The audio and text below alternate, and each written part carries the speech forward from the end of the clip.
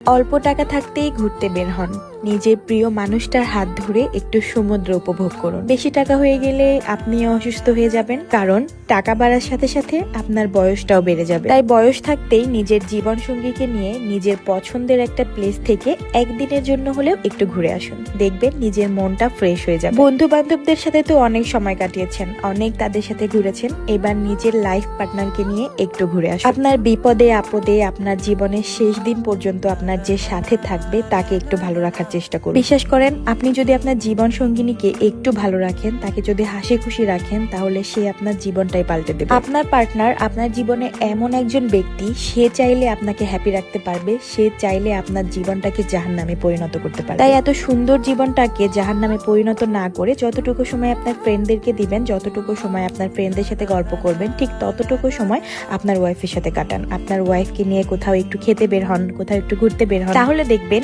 আপনার জীবনটা জান্নাতে পরিণত হয়ে যাবে। আপনার অনেকদিন বাঁচতে ইচ্ছা করবে, আপনার মনের মধ্যে একটা আলাদা শান্তি বিরাজ করবে।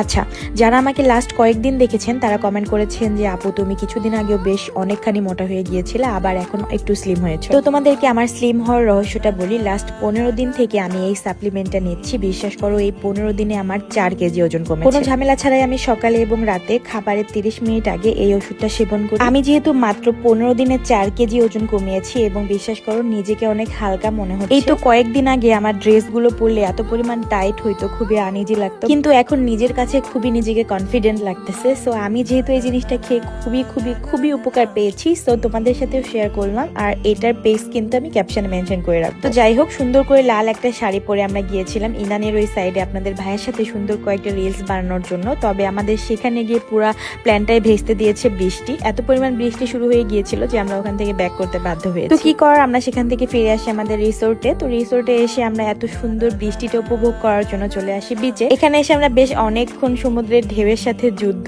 করি। অ্যান্ড বিশ্বাস করেন, এই যুদ্ধ করার পর আমাদের এত পরিমাণ ক্ষুধা লেগে গিয়েছিল। গোসল শেষে আমরা খাওয়া দাওয়া করি। অ্যান্ড খাওয়া দাওয়া শেষ করে আজকে যেহেতু আমাদের লাস্ট ডে ছিল, সেহেতু আমরা কিছু কেনাকাটা করি, শুটকি মাছ, তারপর আচার টাচার এটা ওটা কেনাকাটা করি। অ্যান্ড দেন আমরা এগুলা সবকিছু কুরিয়ার করে দিই।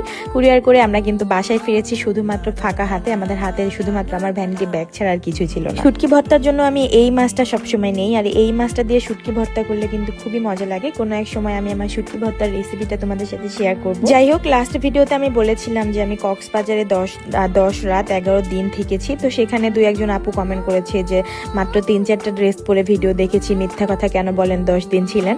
তো আসলে আমরা ঘুরতে যে আমার ভিডিও পোস্ট করার মোড একদমই ছিল না, মানে কিছু কিছু রিলস পোস্ট করেছি আপনারা দেখেছেন।